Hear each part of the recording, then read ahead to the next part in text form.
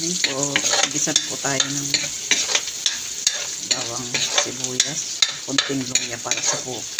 Luluto po tayo ng munggo. Ayan.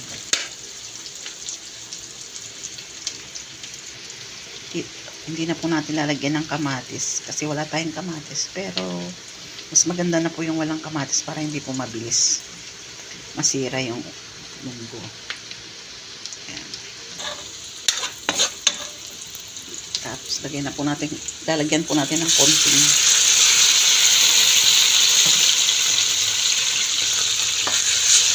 giniling para masarap.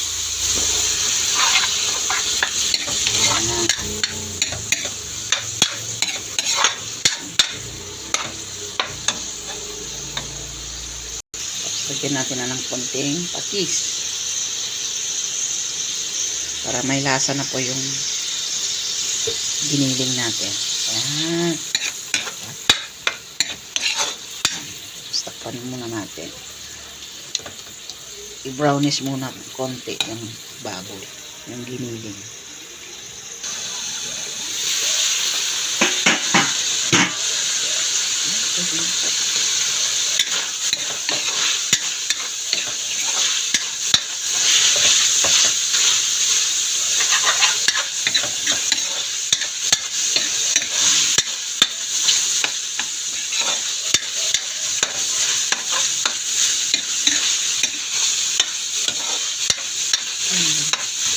Wala po natin yung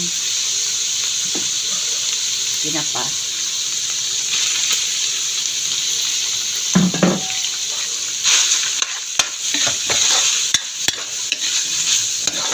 Ito. Okay na po. Ilang po.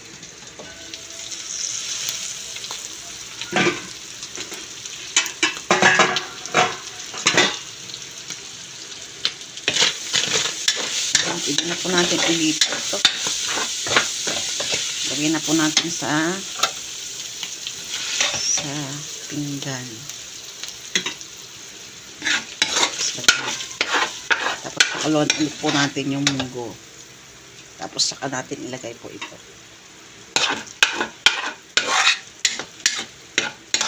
Ayan.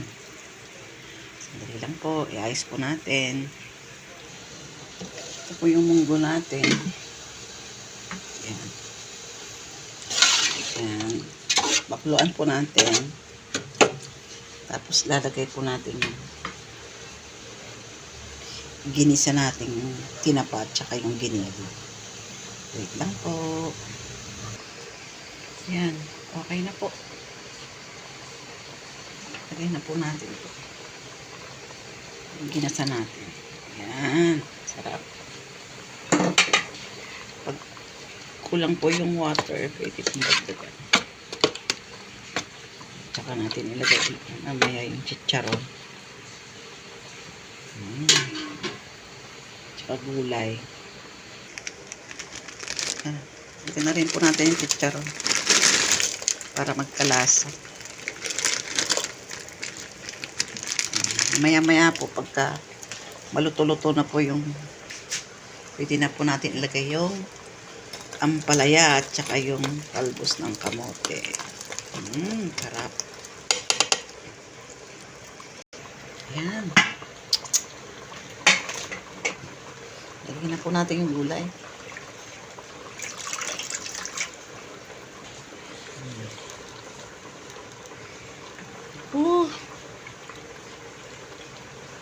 Ayan po.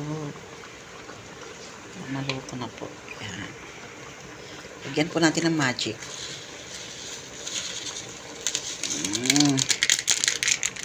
Pwede na. Halian na.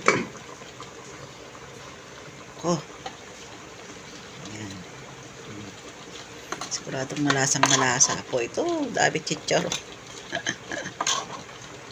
Ayan. Tara po, tanghalian po tayo. Pakulo na lang po. Thank you po sa panonood. God bless po everyone. Happy lunch po. Ingat-ingat po kasi umuulan. Tara po, lunch po tayo. Salamat po. God bless.